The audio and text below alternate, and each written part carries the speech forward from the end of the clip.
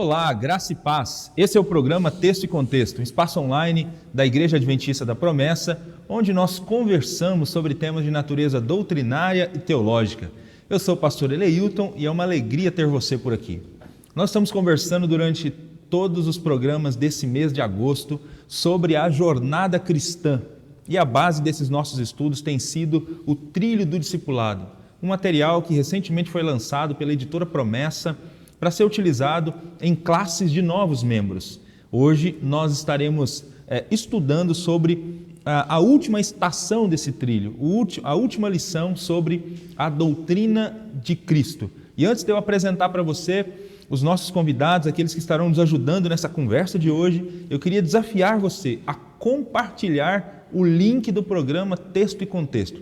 Compartilhe aí com seus amigos, com seus familiares, para que mais gente seja alcançada também com esse conteúdo que tem sido edificante durante esses meses e tem contribuído bastante com muitas pessoas no crescimento da fé cristã. Pois bem, para nos ajudar no programa dessa segunda-feira, nesse programa Texto e Contexto, nós temos a alegria de ter aqui conosco os pastores Willy e Kennedy.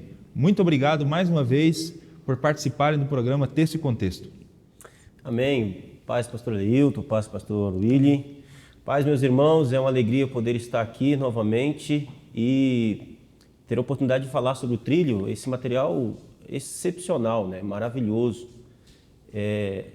Uma das importâncias que eu vejo fundamental no trilho é exatamente essa divisão que ele faz com relação às matérias, a diferença entre aquilo que é usado para o evangelismo e para o discipulado, né?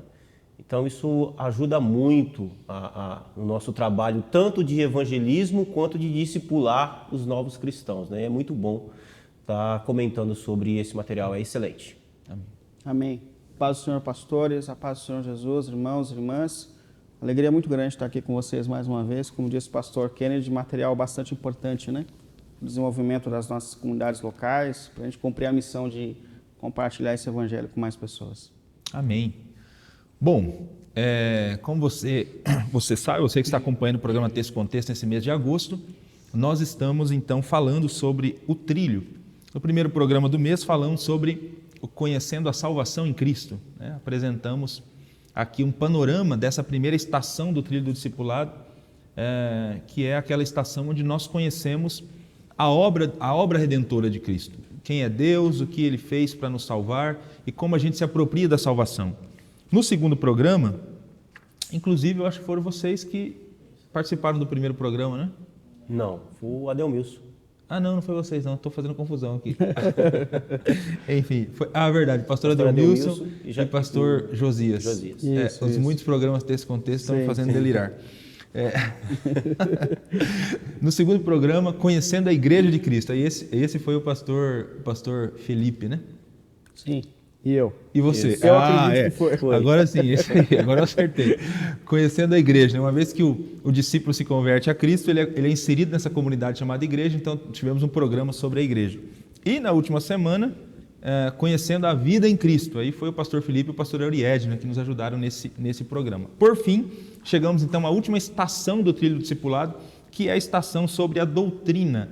E vamos conversar então um pouco a respeito dessa última lição, né, dar um panorama também dessa última lição, com algumas doutrinas importantes para os discípulos de Jesus. Eu queria começar com o pastor Willy, perguntando para ele o seguinte: se de fato é importante o discípulo conhecer e viver a doutrina. Já que nós vamos falar sobre doutrina, uma lição sobre doutrina, é importante mesmo conhecer doutrina? Porque parece até que é meio que uma desvalorização disso no nosso tempo, relacionado a doutrina.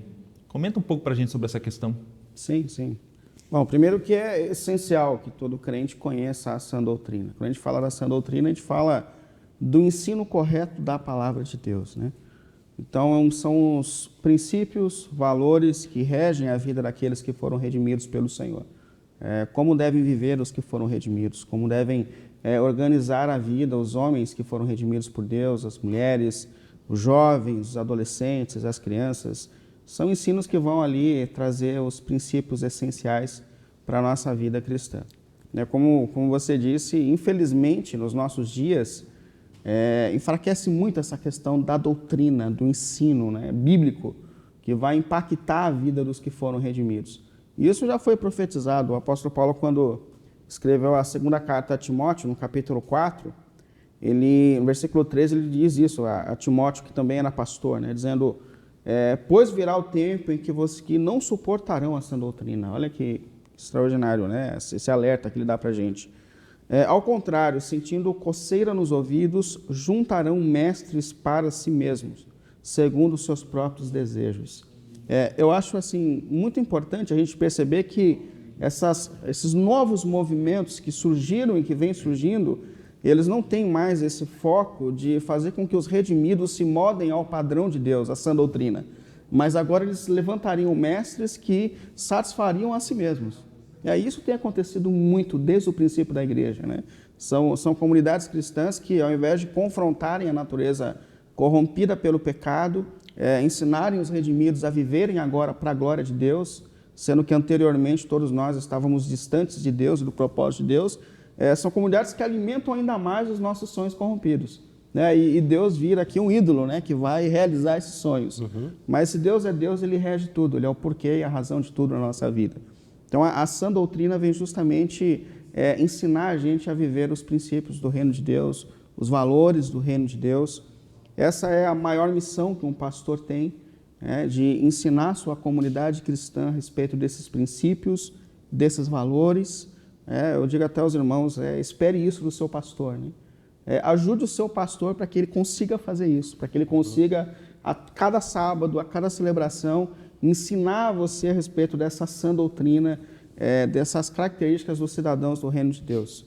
Na carta a Tito, no capítulo 2, o apóstolo Paulo também escreve para um outro pastor orientando ele diz assim, você, porém, fale o que está de acordo com a sã doutrina. Ensine homens mais velhos a serem moderados, dignos de respeito, sensatos e sadios na fé, no amor e na perseverança.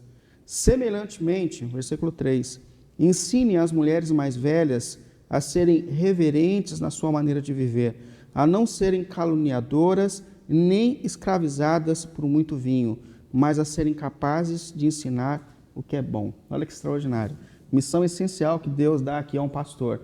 Ensine todas as fases, todas as faixas da sua igreja a viverem segundo os princípios eternos da sã doutrina, da palavra de Deus.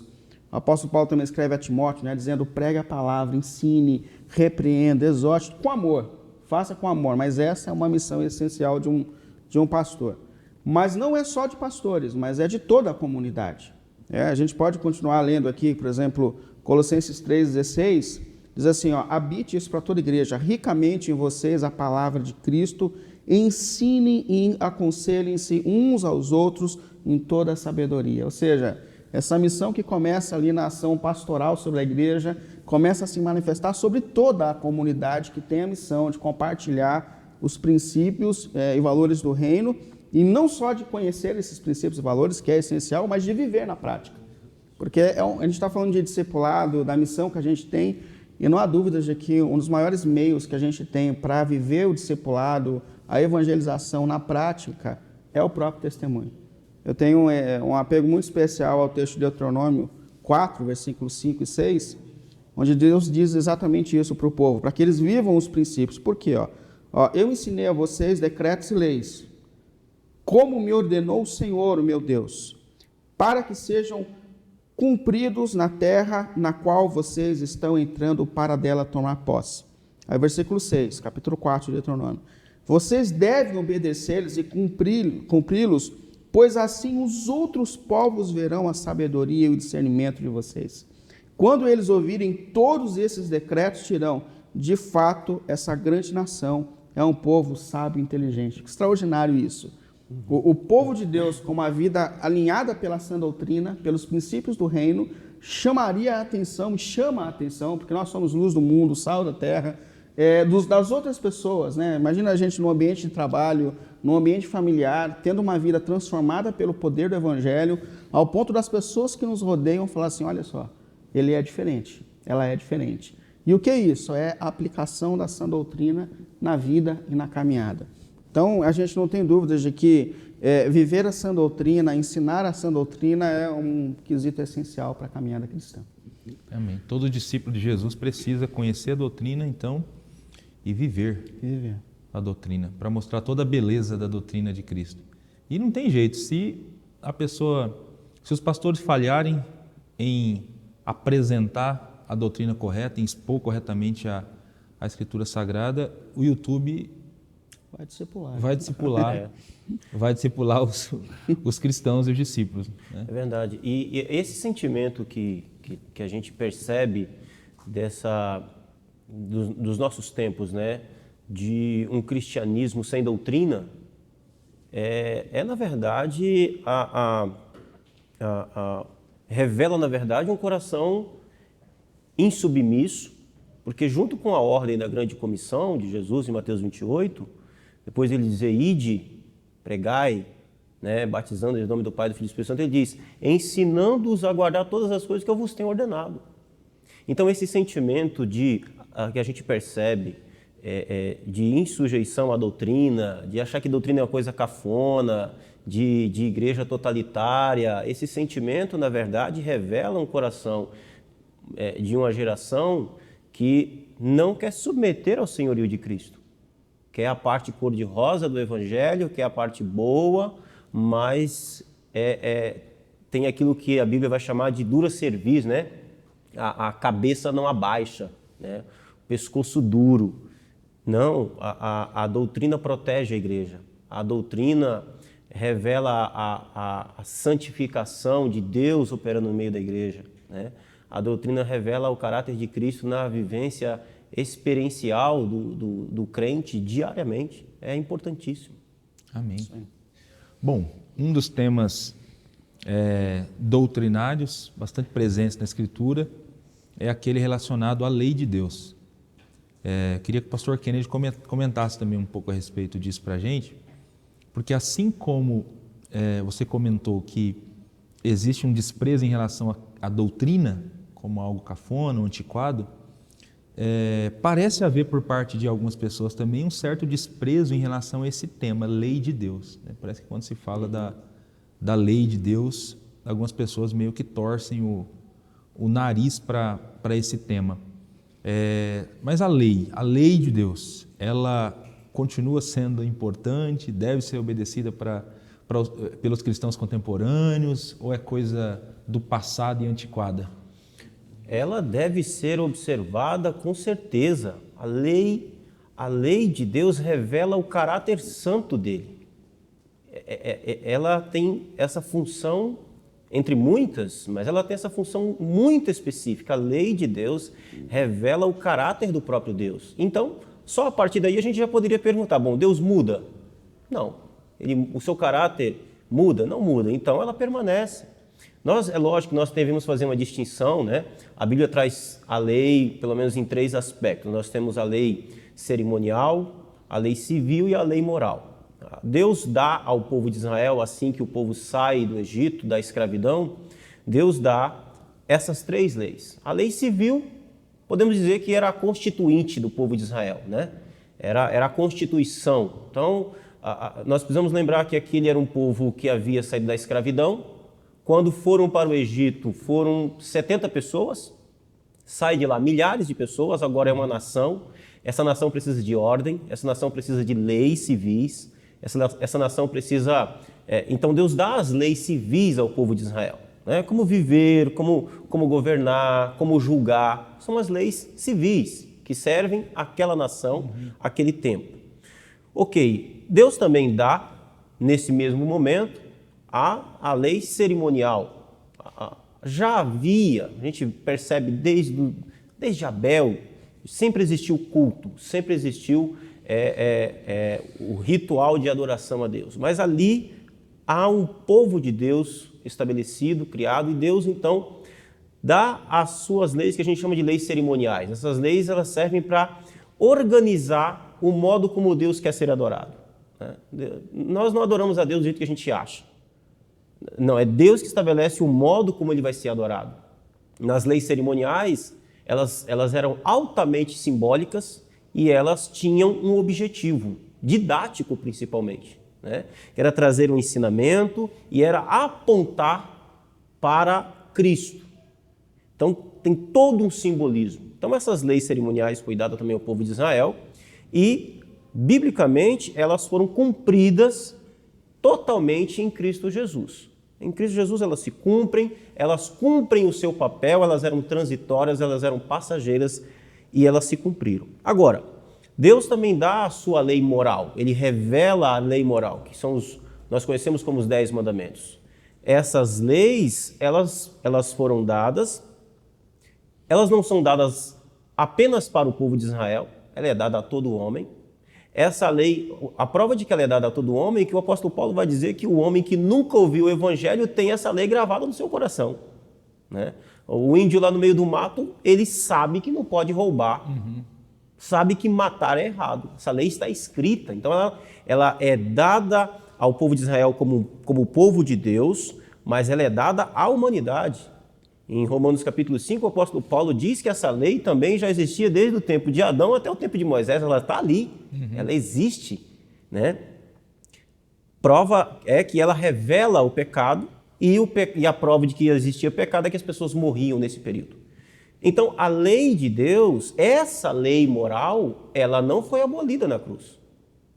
Porque o argumento de se diz que que toda a lei foi abolida na cruz é incrivelmente só para justificar a não observância do 4º mandamento, que é o sábado.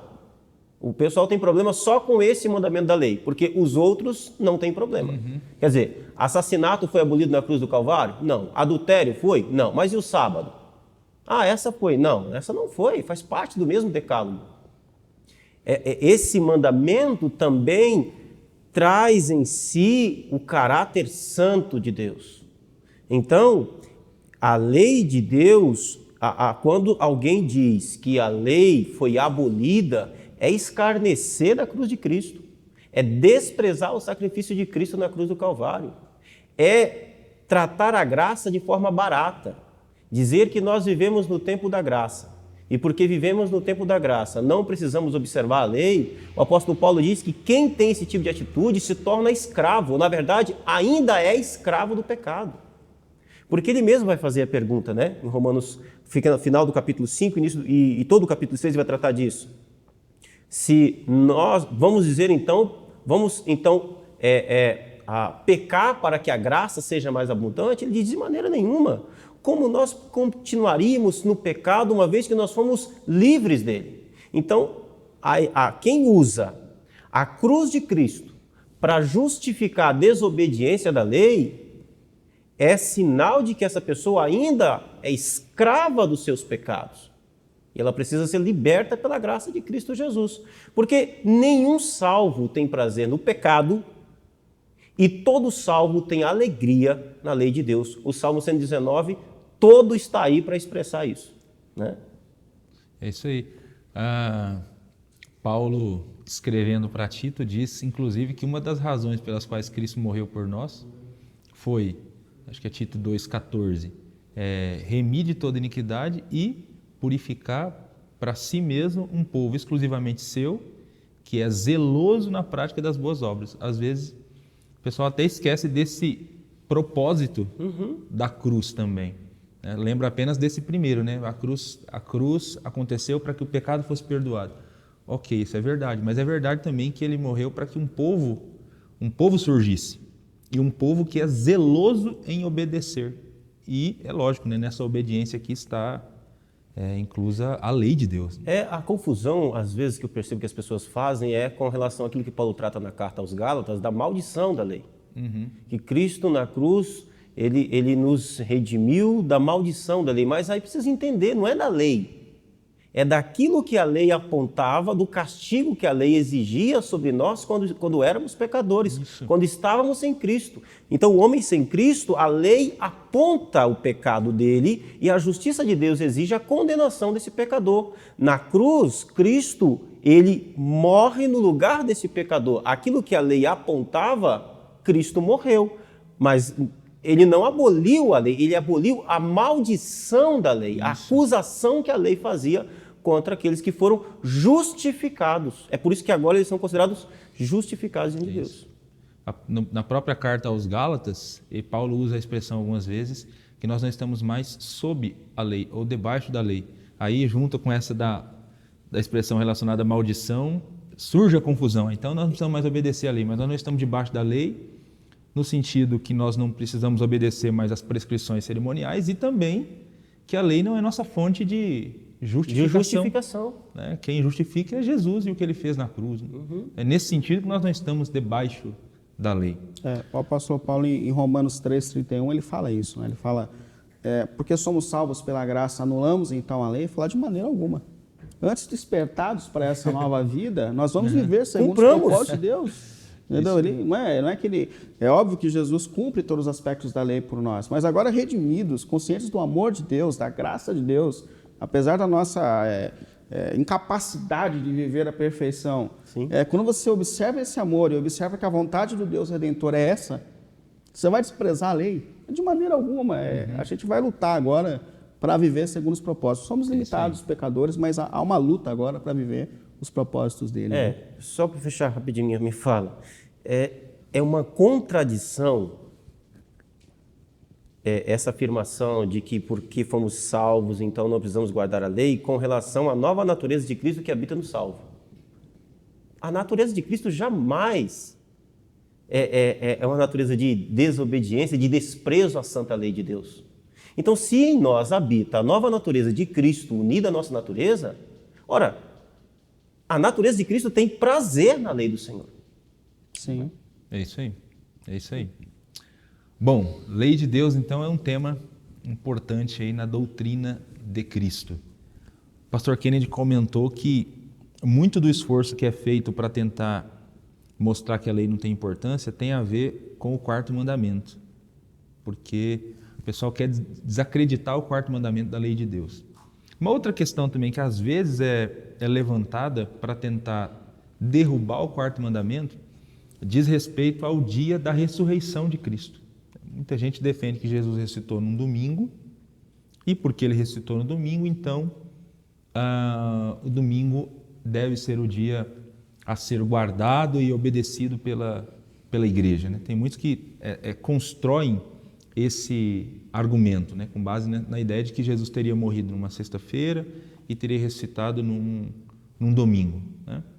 É lógico que isso por si só, se fosse verdade, não alteraria nada. Não alteraria em nada o dia de guarda. Mas, enfim, esse é um tema também que está presente na última estação do trilho. Eu queria que o pastor Willy comentasse um pouco para a gente sobre o dia da morte e da ressurreição de Jesus. Se esses cálculos que habitualmente são feitos, se esses cálculos estão corretos à luz da palavra de Deus. Sim. Bom, para a gente não, né? Para a gente a morte de Cristo fica numa quarta-feira ainda, dentro da quarta-feira, no fim da tarde. A gente sabe que essa maneira que a gente tem de entender é diferente da maioria dos cristãos, né, dos nossos irmãos em Cristo.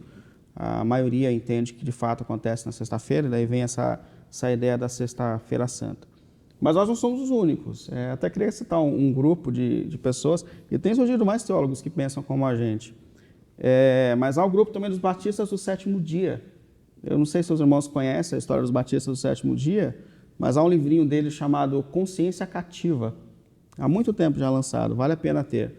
E eles são os primeiros, de pós-reforma, a lutar pela guarda do sábado. E eles pensam exatamente como nós pensamos. Eles creem também que o Senhor morre numa quarta-feira para ressuscitar ainda dentro do sábado. Então vale a pena aqui para quem quiser pesquisar. Um parênteses da tua fala, os batistas do sétimo dia, creio que são... É o grupo mais antigo, né, que guarda... Eles são pioneiros, pós-reforma. Que guarda o sábado. Né? Interessante. Muita gente nem conhece. Inclusive eu conheço até batista, que às vezes não conhece os batistas do sétimo dia, né, que é uma denominação de mais de 400 anos. Sim. Eu trabalhei com um presbítero da Batista do sétimo dia. Trabalhei, muito inteligente, muito coerente. E eles trazem, é até interessante que quem ensina os adventistas a guardarem o sábado são os batistas do sétimo dia. Está lá no livrinho Consciência Cativa. O movimento do adventismo, né, quando começa ali, não tem nada a ver com o sábado. O ponto está na questão da volta de Jesus. Aí depois o grupo continua e lá na frente eles têm um encontro com os batistas do sétimo dia que ensinam eles a guardar o sábado.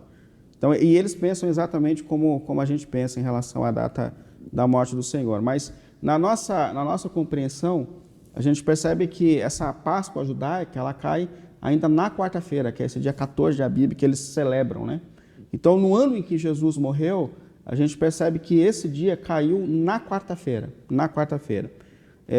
Jesus, ele entrega, né, o seu espírito de volta ao Pai na hora nona, que seriam as 3 da tarde, isso ainda dentro da quarta-feira,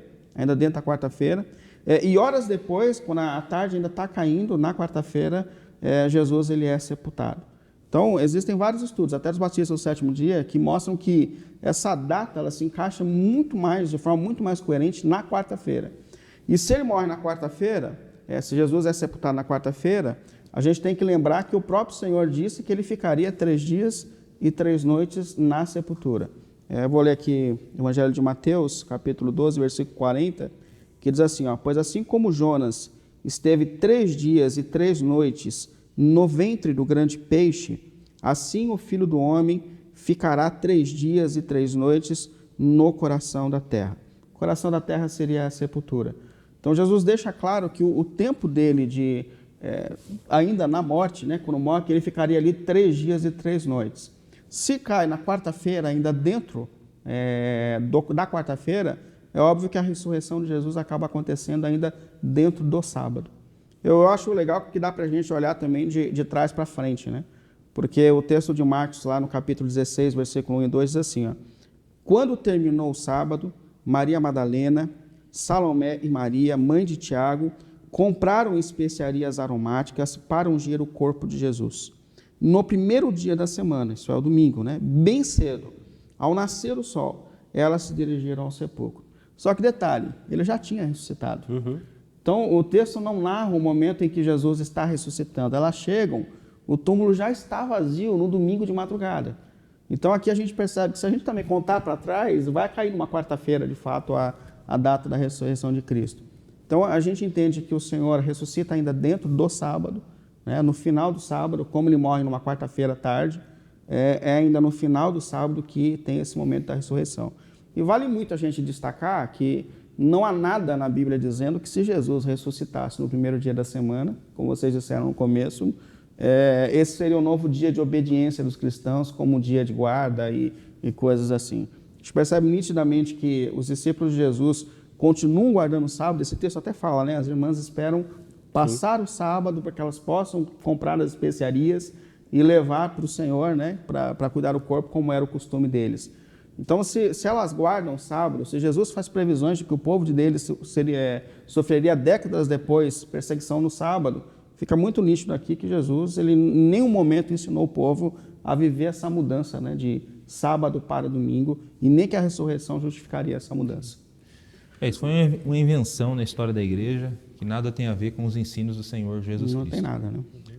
Mas é isso. Então, em relação ao dia da morte e ressurreição, fica claro pela Escritura Sagrada que Cristo morre na quarta-feira, dia 14 de Abib, e ressuscita no sábado, no final do sábado, mas ainda num sábado.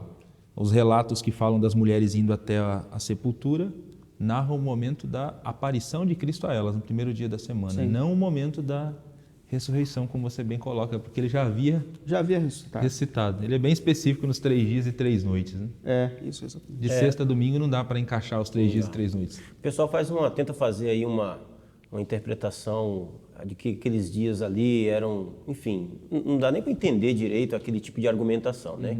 E aqueles dias não eram dias mesmos, não faz nem sentido, porque Jonas ficou 3 dias e 3 noites. Jesus usa o exemplo do profeta Jonas.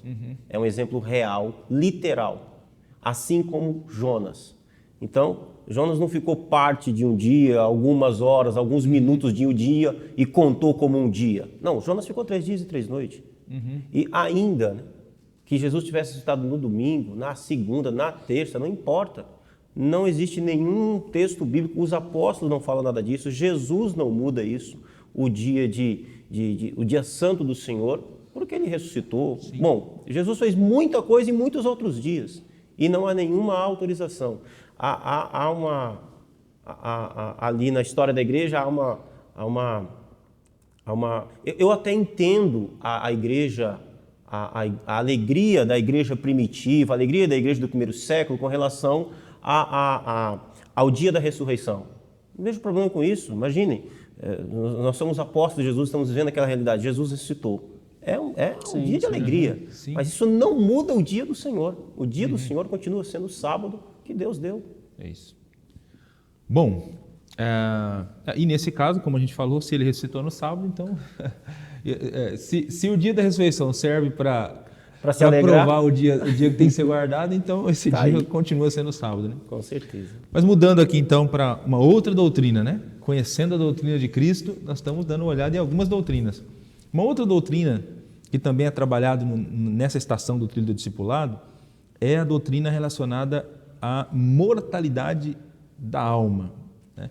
Será que a mídia tem apresentado corretamente o que acontece com o ser humano após a morte?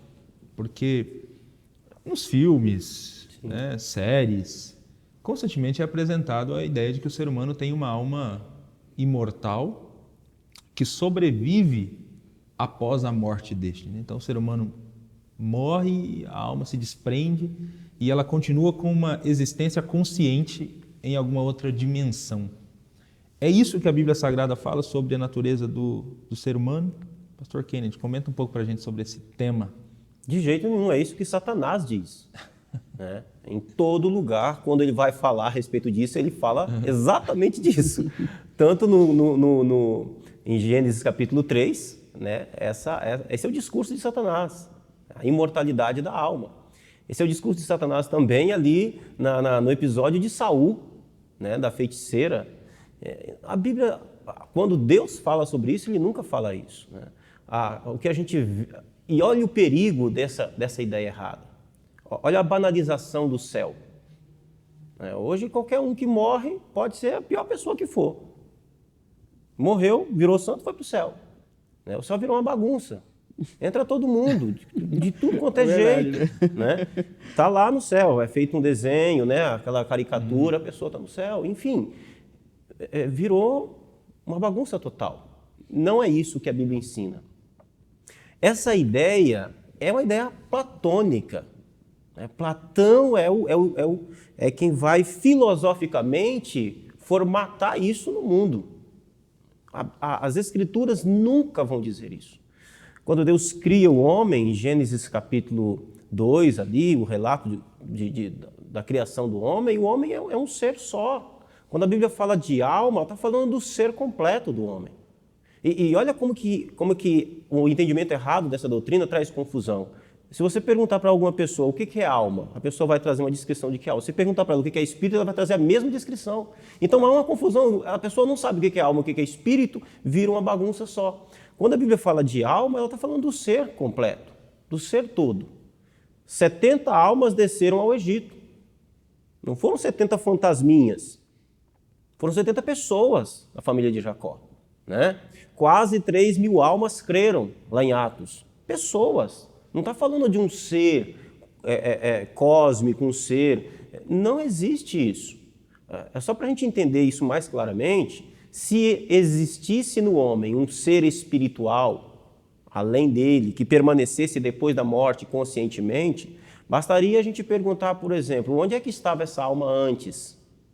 Aí você tem outro problema que tem surgido hoje, a pré-existência da alma, né? Uma discussão que é também antiga, mas surge de onde? Dessa falta de crer naquilo que a Bíblia diz, que nós somos um ser completo, né? Não existe alguém pensando dentro de mim, eu estou pensando, eu estou consciente.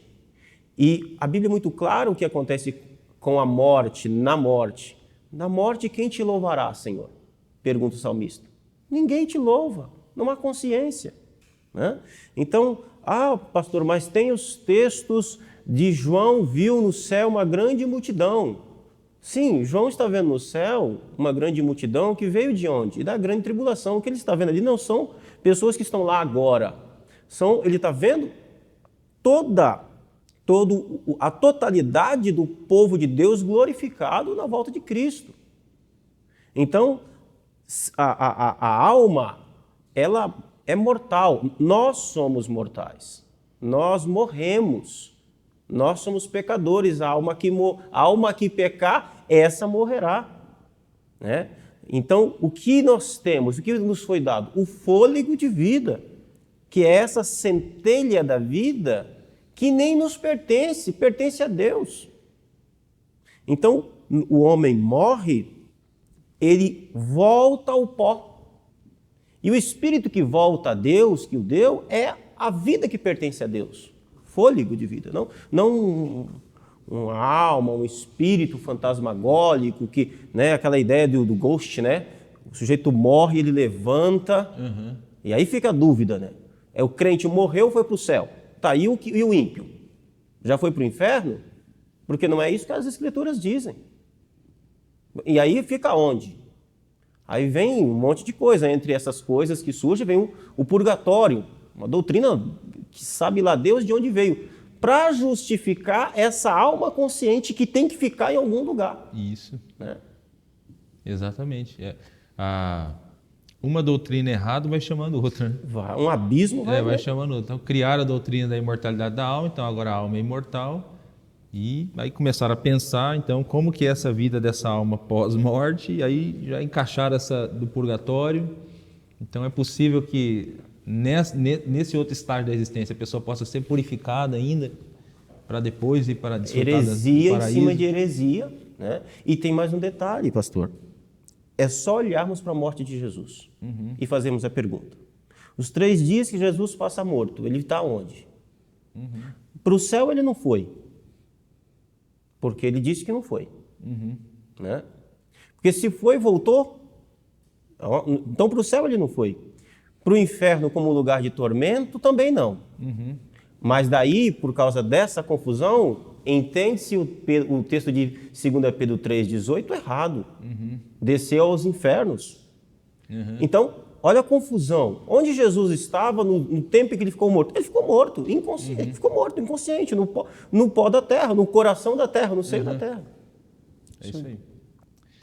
Bom, é isso, meus irmãos, minhas irmãs. Estamos aqui conversando sobre algumas doutrinas de Cristo nessa 4ª estação do trilho do discipulado.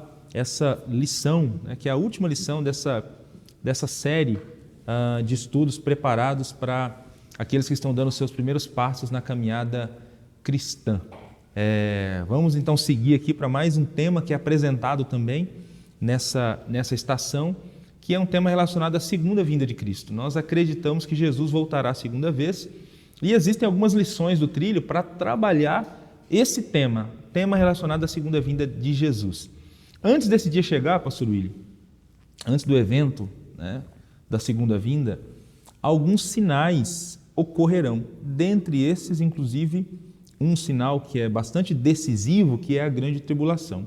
Então, comenta um pouco para a gente a respeito dessas coisas que acontecerão antes da volta de Jesus, especialmente a grande tribulação. Sim.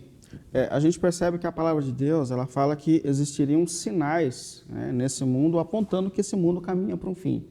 A gente está vivendo um período como esse, né? A gente passa por um período de pandemia que tirou todo mundo do seu habitat, do seu conforto, né? Então, situações como essas são sinalizações, lembram a gente, lembram inclusive a igreja, a humanidade, de que esse mundo caminha para um fim.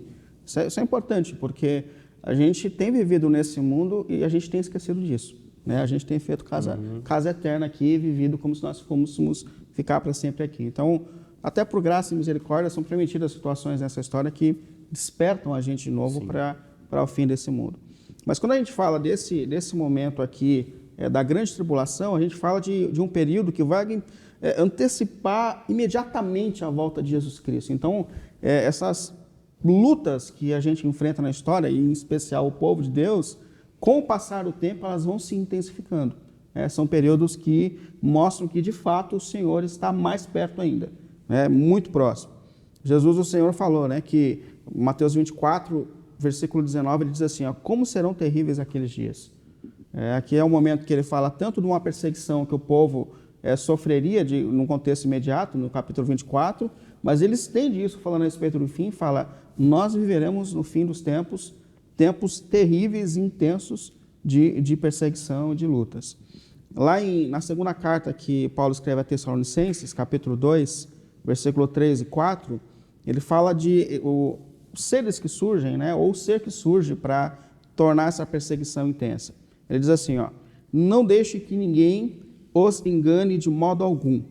Antes daquele dia virá a apostasia, e então será revelado o homem do pecado, o filho da perdição.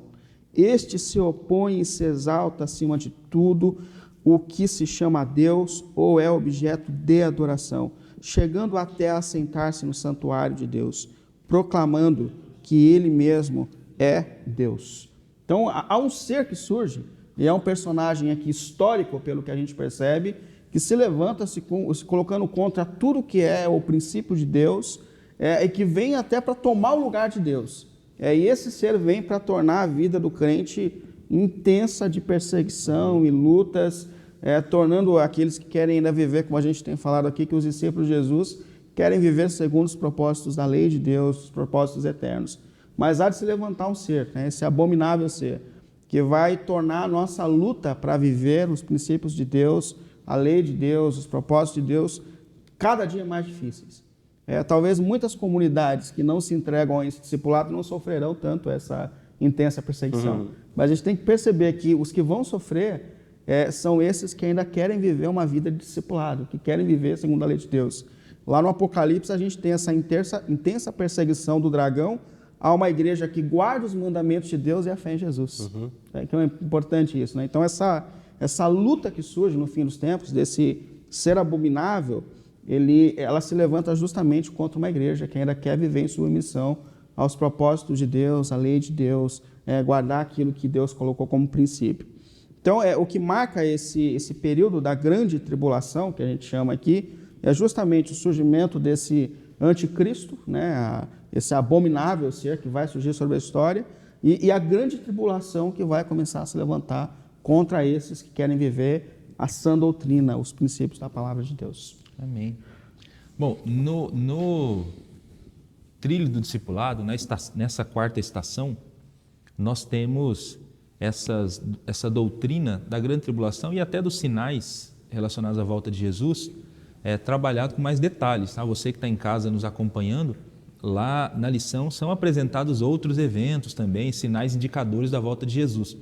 Como nós temos dito desde o início dessa série de programas do mês de agosto, com base no trilho, nós não estamos passando aqui exatamente todos os pontos do trilho do discipulado, até porque nós não teríamos condições de fazer tudo isso num programa de 1 hora, passar toda a lição. Então, nós estamos apenas pontuando algumas questões. E aí, então, decidimos pontuar essa questão nesse estudo sobre a volta de Cristo, sobre esse último e decisivo sinal, que marca mesmo assim, os dias da volta de Jesus.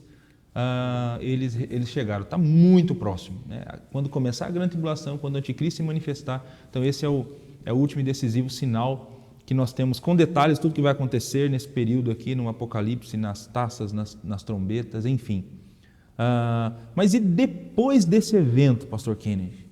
Depois da grande tribulação, aí parece que nós temos na Escritura Sagrada, então, o relato da volta de Cristo mesmo. Como isso vai acontecer e por que Jesus vem depois da grande tribulação, nesse período final? Para mim, um texto que fica assim muito claro, vamos dizer assim, esse cronograma, né? É Apocalipse capítulo 11, fica muito evidente ali, né? Você vê ali a igreja sendo perseguida, você vê ali o anticristo massacrando a igreja, a descrição é muito vívida, né? Os corpos deles nas praças. A ideia de perseguição mesmo, gente cristão morto mesmo, e de repente Cristo volta, né? Agora, a volta de Jesus, a descrição da volta de Jesus, de forma muito vívida, principalmente pelo próprio Senhor Jesus, em Mateus capítulo 24, capítulo 25 ali, o sermão profético de Jesus, é muito clara. Logo após esses dias, imediatamente esses dias, que dias são esses? Os dias da grande tribulação que ele está falando. Então, em primeiro lugar, a igreja passará pela grande tribulação. Essa ideia de que a grande tribulação é para o mundo não faz sentido. O anticristo perseguiu o mundo? O anticristo vem para perseguir a igreja. O anticristo recebe poder de Satanás, do dragão, para perseguir a igreja. E ele persegue a igreja E imediatamente a esse período que ele recebe permissão para perseguir a igreja, a Bíblia fala da volta de Jesus. E essa volta é visível. Para quem assistiu Deixados para Trás, já leu o livro, eu sinto lhe dizer, você perdeu tempo, porque aquilo ali de Bíblia não tem nada. É pura especulação humana, é romance. Como romance, vai lá, meia boca, mas tudo bem. Não tem nada a ver. Uma volta de Jesus invisível, avião sem piloto, carro sem motorista, pessoas desaparecendo. Não é isso que a Bíblia descreve. É um Jesus... Cadê a glória do retorno de Cristo? Inclusive igrejas históricas que acreditavam nisso não creem mais nisso, não defendem mais isso, porque nem bíblico é. Então, a volta de Jesus é visível, a volta de Jesus é pessoal, ele não vai enviar um outro, é ele que vem. A volta de Jesus é nas nuvens, com milhares dos seus anjos. A descrição de Tessalonicenses, de Paulo descrevendo a volta de Cristo é gloriosa. Há detalhes ali, um anjo brada do céu, outro anjo toca uma trombeta, os santos ressuscitam, a ressurreição dos santos.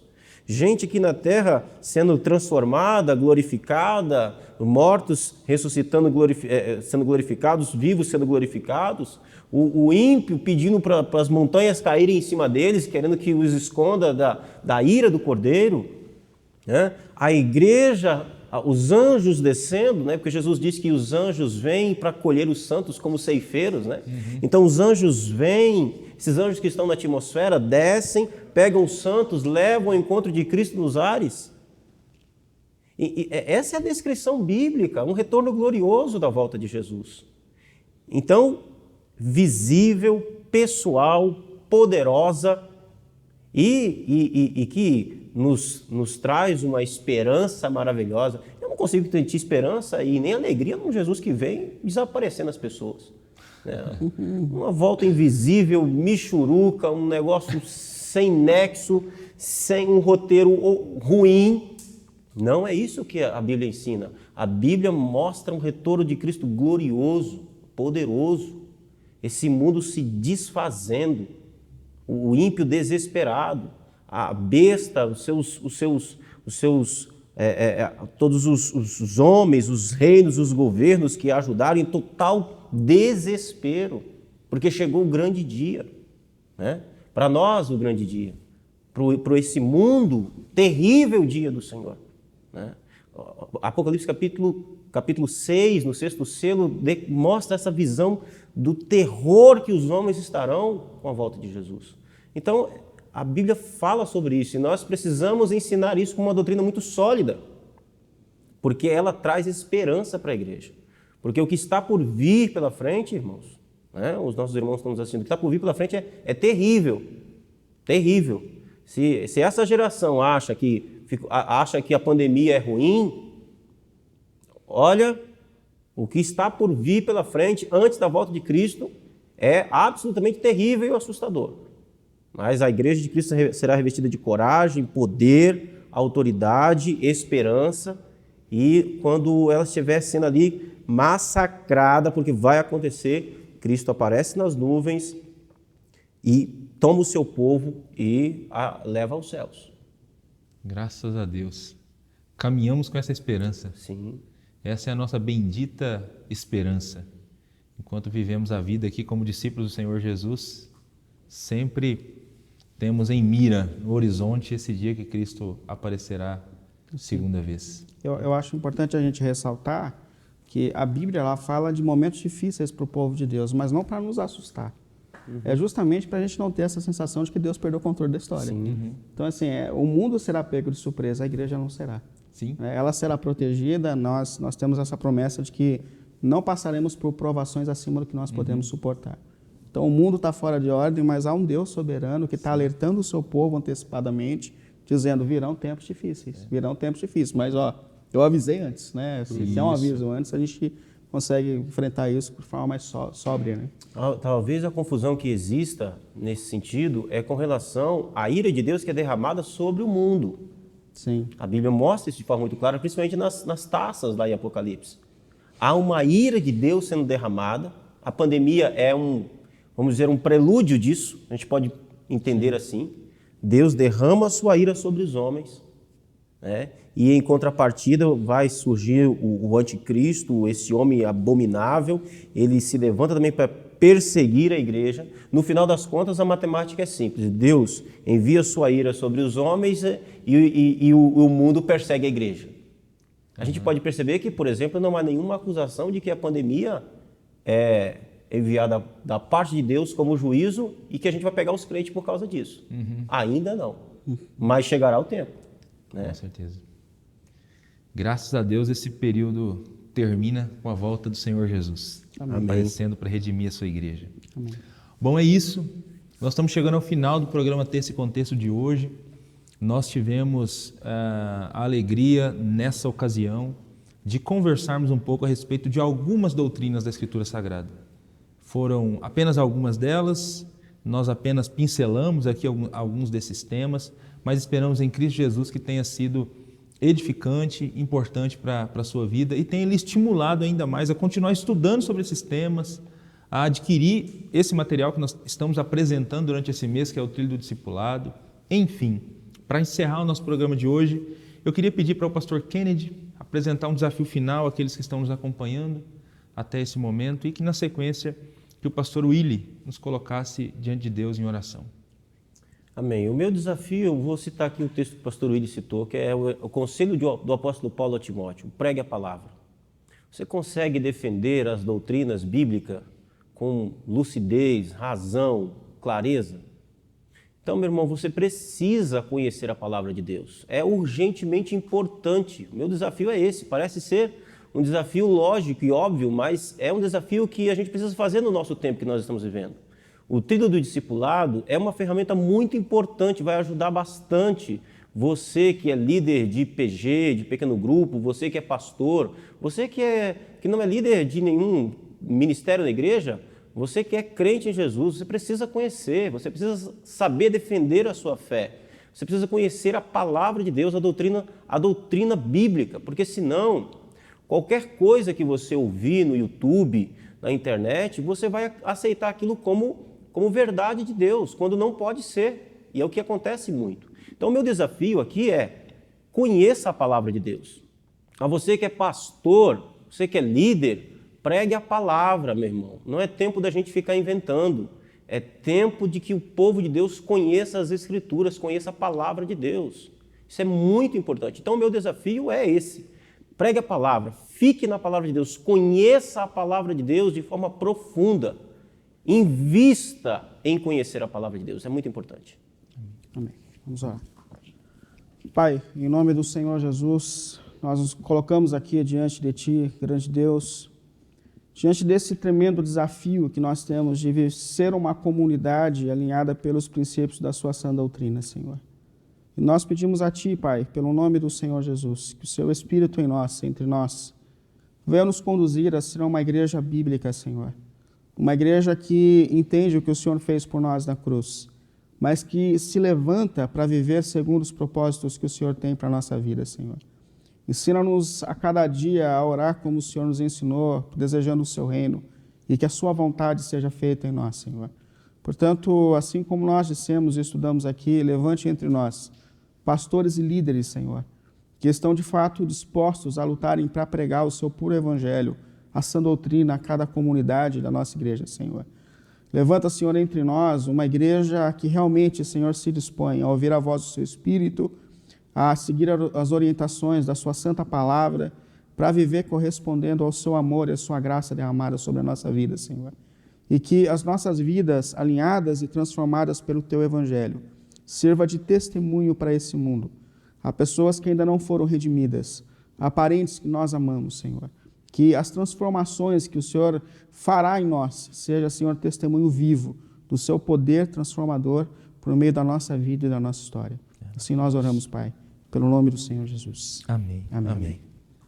Obrigado, pastor Kennedy, Amém. pastor Willy, Amém. por nos ajudarem mais uma vez no programa Texto e Contexto.